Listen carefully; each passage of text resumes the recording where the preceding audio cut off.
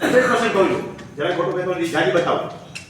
તો આવી ક્ષતિઓમાં બે બાબત તો મેં તમને કહી દીધી, ત્રીજી બાબત માપણી રિલેટેડ કીધી. હવે આગળની બીજી બતાવું.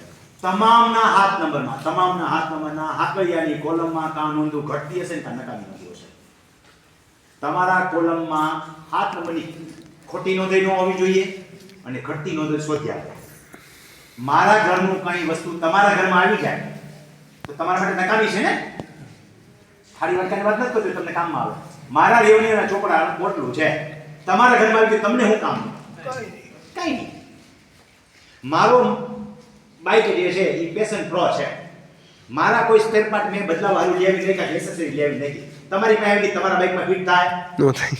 તમારી પાસે એક્ટિવા છે, તમારું એક્ટિવાની એસેસરી મારી પાસે આવી, મને કંઈ કામ નહીં કરી, નથી કામની. સિવાય કે ગેરેજ વાળો હોય એ ગમે ત્યાં ફિટ કરી દે, બરોબર, ગમે ને ફિટ કરી દે. આપણે એ તો છીએ. તો તમારા હાકરિયાની કોલમમાં તમારે રિલેટેડ નથી એવી કોઈ બીજા સર્વે નંબરની નોંધ હોય કે તમારા પૂર્વજોના ભાગલા પડેલાની નોંધ હોય જે તમને કઈ લાગુ પડતી નથી, આવી નોંધ ઘરી જ થઈ હોય. આ નોંધ કાઢવાની. તમારા હાથ નંબરની હાકરિયાની કોલમમાં નોંધો ઘટતી હશે ગેરંટી સાથે કહો એવી નોંધો શોધી ઉમેરવાની. હવે પેલા તો કાઢવાનું છે ને સરળ, લેવું અઘરું છે. કોઈ પણ તો કાઢવું હળવું હોય છે ને, પાછું લેવું અઘરું. પેલા કાઢવાનું સમજી લો. તમારું પાણીનું 64 સર્વે નંબર બતાવે છે. પાણીનું સર્વે નંબર કયો બતાવે છે? 64 પૈકી ભૂલી ગયો. 64 સર્વે નંબર રિલેટેડ જેટલી નોંધ હોય ને પ્રથમ દ્રષ્ટિએ તમારી કહેવાય. એમાં 75, 78, 82 સર્વે નંબર બતાવે છે. એમાં જો 64 છે તો તમારી નોંધ છે, પણ 75, 77, 78 બતાવે ભલે તમારા દાદા નામની હોય, પણ તમારો આ સર્વે નંબર બતાવતો નથી. તમારા માટે નકામી નોંધ છે. તમારા દાદાની ભલેની જમીન હોય, એને અહીંયા શું લેવા દેવા? સમજાય છે? ઈ આ સર્વે નંબર માટે નકામી નોંધ છે. હવે બીજું, તમારા 64 સર્વે નંબરની વાત કરી, ઈ પણ બધી નોંધો તમારી કામની નથી. તમારા દાદાની જમીન, દાખલા આપીને જ કહું, મારા દાદા ગોવિંદ કચરા, એના 3 ભાઈઓ રવજીભાઈ જરા. હવે રવજીભાઈ વાળી નોંધ મને કામની નથી, મને ગોવિંદ બાપા વાળી નોંધ જ કામની છે. પછી ગોવિંદ લવજી મારા બાપુજી.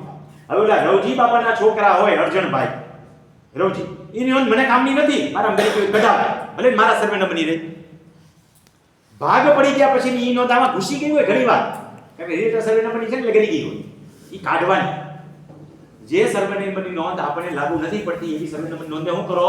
કાઢો.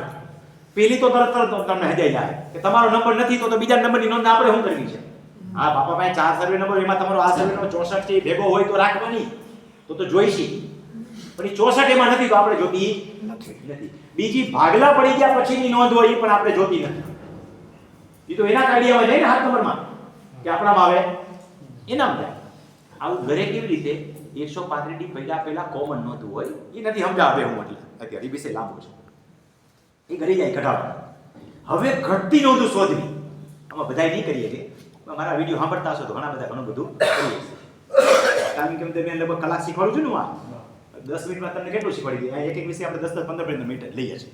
એક વિષયને કલાક તો ખેંચીએ ગાય નહીં, કારણ કે આપણે ઘણું બધું શીખવવું છે. રાત થોડી વેસ જાજા છે. તો સૌ પ્રથમ